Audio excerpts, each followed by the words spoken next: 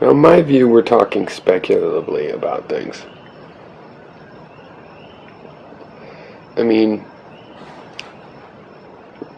when I claim that I'm a materialist, that everything is physical, it doesn't mean that everything I say is right. It means that the way I agree to determine if what I say is right or wrong is using physical criteria.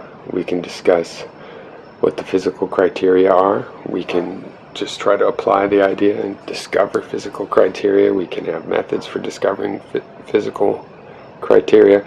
There are all sorts of different aspects that you can bring into a model like this, right? Because the constraint,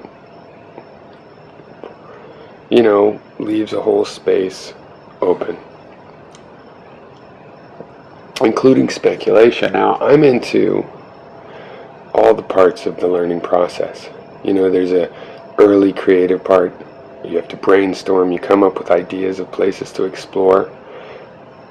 They all lead somewhere, but lots of them lead places you don't particularly want to go, and you could call it a dead end because you end up wanting to turn around.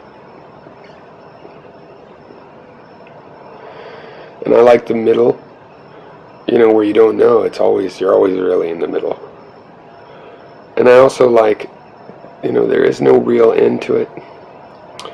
But I like the part where you're wrapping something up and making a really concrete summary of something, like happened with Newton.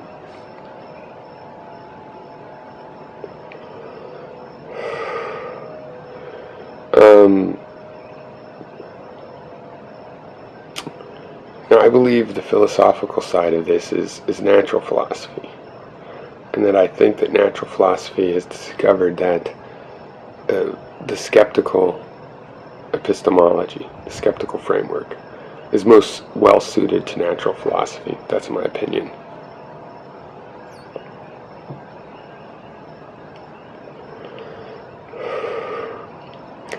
And I adopt a skeptical epistemology. And a framework at that level, you can't tell people they can't adopt a particular framework. It has to be one or the other. And when you prove, oh, well, it's arbitrary, well, I guess I get to choose then, huh? Right, that's what arbitrary means. It means the person just gets to choose whatever they want. There is no final compelling argument as to which to do. To compel another person doesn't mean that an individual can't convince themselves, just whether or not they can convince others. I'll put away Legos.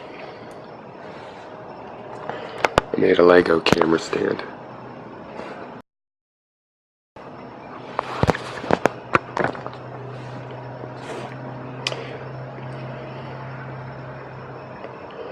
I find people in general, and definitely on YouTube and online conversation, they often want to pin anything you bring up as your opinion. Like, how dare you bring it up unless you think it's true? And you don't bring it up unless you're trying to prove everybody else should believe it. And you go, no, I'm just bringing it. It's kind of interesting. Look, I mean, it's like, I see what I do with ideas a lot like a scientist that goes out and studies insects. And they might say, this is an interesting insect. I really love this insect. This is my specialty, and things like that. But they're not saying, that you should have that as your favorite interest. They might try to get you to see what's interesting about it. Doesn't mean they're trying to make you believe that that is the best insect, or that you should believe the insect or become like the insect. It's just presented as, here's an interesting thing. I hope you're interested in it too. And in my case, I don't even hope people are interested. I mean, you don't have to hope that anymore on the internet. There's a good chance that somebody has a similar idea. Or not similar, but overlapped, that interacts with it, chemically related idea. So the interaction is going to happen. It can be allowed naturally by chemical metaphor. I mean, I don't have a vested interest in the will being one way or the other, free or not, or any of these other things. I'm willing to find out. I mean, we can get into areas where I have a vested interest, political things, certain kinds of social systems. It's like, I'm sick of being such idiots. Could you please vote better, blah, blah, blah. Okay.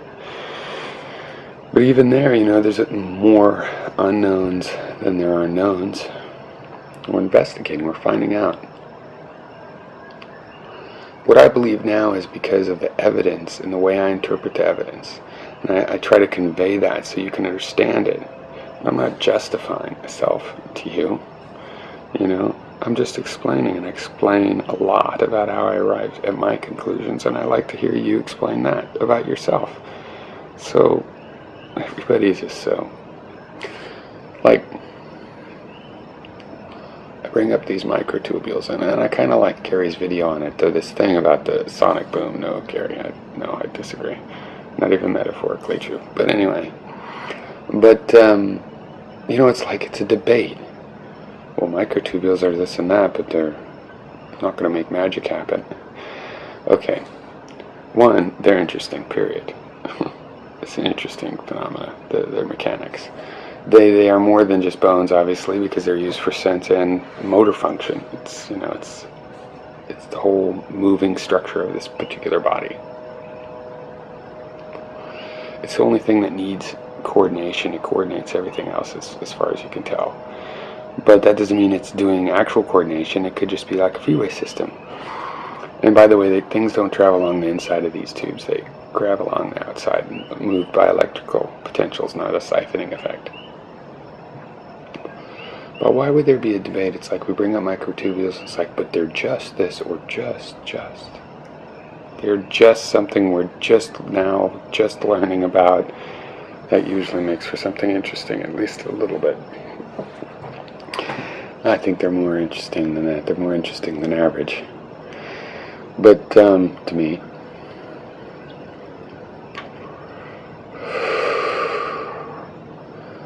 I mean, there's just this preconceived notion that it's going to help or hurt someone's argument. But to me, it's like, well, just the more facts, the merrier,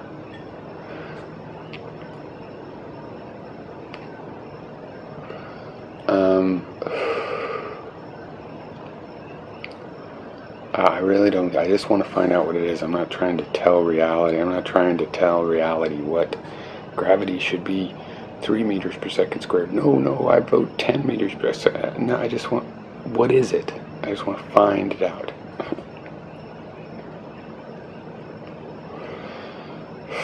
And it is possible to have a philosophy that limits itself to physical things, like the law of conservation. An embodied mind is an approach that affects every field of cognition, from philosophy to psychology, and so on. Some fields like neurobiology come to it naturally, I guess, since they're specifically about the body.